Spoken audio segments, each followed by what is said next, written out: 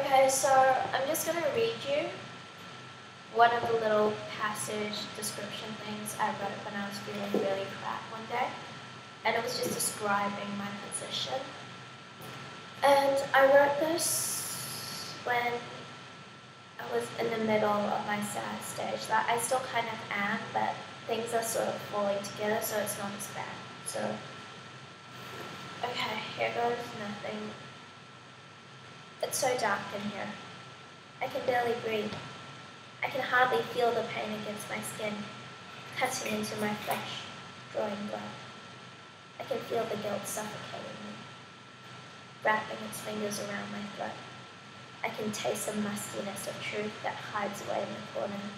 The dust berries twirl slowly around me, kissing the floor gently, before floating away once more. In the darkness, if you look close enough, you can see eyes. They're watching me. They won't leave. They're pressing against my chest with their gaze. I can't escape it.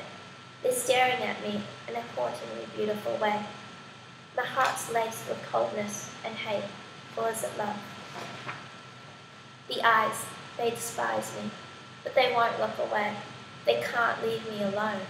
They won't leave me alone. It's not like I'm worth their time, but yet they still waste it on me, questioning me, making me feel like shit, taking little nibbles of my flesh, eating away at my skin, until I fade into the darkness and there's nothing left. So, I don't know, I guess I was talking about my insecurities then, just all the things that were wrong with me, and that little voice that kept fucking telling me that I was really fat and I was really ugly, and I just looked in the mirror and I just really hated myself. I mean, not just my appearance, like the person I was becoming. And I thought,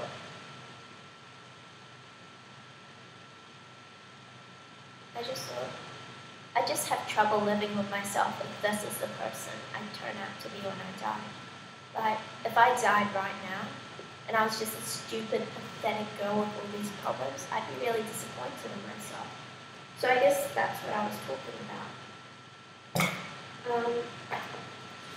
So yeah, I think I just wanted to share that with you guys because this is meant to help me cope. And I don't know, I guess lots of people think I'm really happy. Well, actually, not at the moment. I don't know what they think of me at the moment because sorry, my computer's locked. Because I don't really talk to a lot of people in my school anymore. I don't know why. I just pulled away when I was feeling really sad. So, yeah, but before, lots of people thought I was really happy. And I just got sick of smiling all the time. And there was one day I remembered really clearly. I mean, normally when I felt shitty, I would just smile and pretend it was okay. But it was a Malay lesson because I was in Malaysia. And I don't know how to speak Malay. And I just wasn't talking because it was just all these problems and I was just really mad at myself for having like lots to eat at lunch, and I was just like completely hating on myself.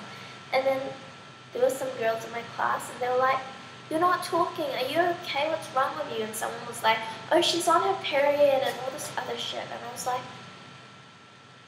actually no, I'm not. I just don't feel like talking, but obviously I didn't tell anyone that. I just kept my mouth shut and I just kept on doing what I was doing. And I mean, it just got kind of tiring having to smile and laugh. So I know I pulled away from some people who I was getting tight with. And I kind of sort of regret it now that I'm getting a tiny bit better.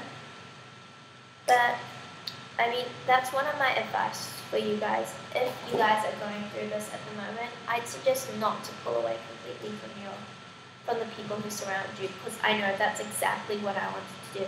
I just wanted to like lock myself away and not talk to anyone, because I thought it was just so pointless talking to them when they didn't know what I was going through. But in the end, when things start to get a little bit better and you start to actually be okay with yourself, they're not even going to be there to pretend to care. Like, because you just like drifted so far away from them, they're not going to care anymore. And I mean, no matter how alone you want to be and how much you don't like the people that surround you, you still need someone there. And so, I mean, that's one of my advice, to just not completely pull away. But writing stuff down really helps. I guess you just need to not do the same thing as me and start like completely pulling yourself and isolating yourself. So yeah, that was like my little excerpt. And then I'll read you another poem because I'm procrastinating to do the rest of my literature studies.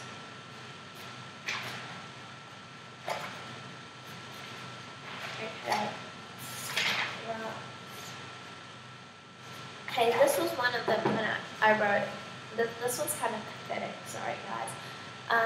When I started cutting, and I started cutting, I would cut like once every four days. Because, I mean, it was new, and at first it just kind of like stung. I really didn't get how people got addicted to it, but I gradually started cutting more and more. And I cut this, I wrote this after I cut myself for the 3rd day in a row. So, yeah. Okay.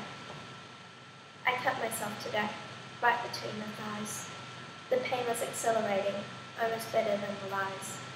The adrenaline rush made me bend over in pain as I bit my lip and stared at my vein.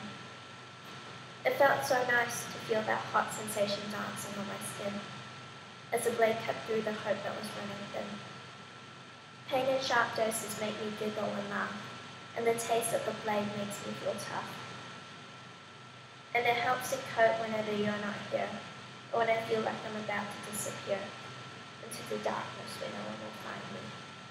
Into the darkness where I'm meant to be. See, it was kind of pathetic. I think it was pathetic because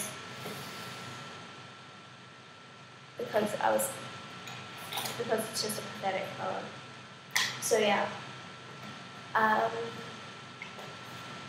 So I will leave you guys with that, and I guess tomorrow, or maybe if I get bored again tonight, or to look less of a friendless loser, I'll get changed and pretend it's the next day.